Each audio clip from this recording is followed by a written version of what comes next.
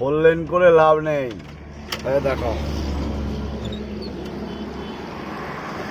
Jam আর jam, Farakka ব্রিজের জন্য এই যে সিঙ্গেল করে এই যে জ্যাম।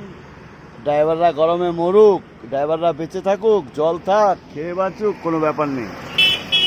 ফোর লেন করে লাভ কি? ফোর লেন করে লাভ কি?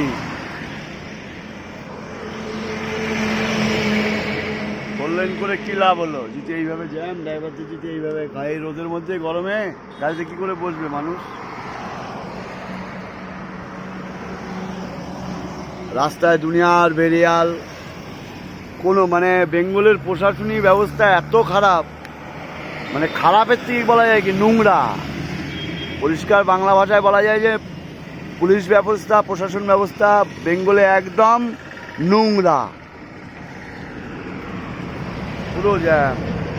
এই রোদের মধ্যে, কেবিনের মধ্যে কতক্ষণ একটা মানুষ পাগল হলেও বসে থাকে না, সেও একটু ছেওয়া খোঁজে। গাড়ির গরম আর এই রোদে গরমের মধ্যে এই হচ্ছে বেঙ্গল চলছে। এই বলে রাখছি, জয় জগন্নাথ।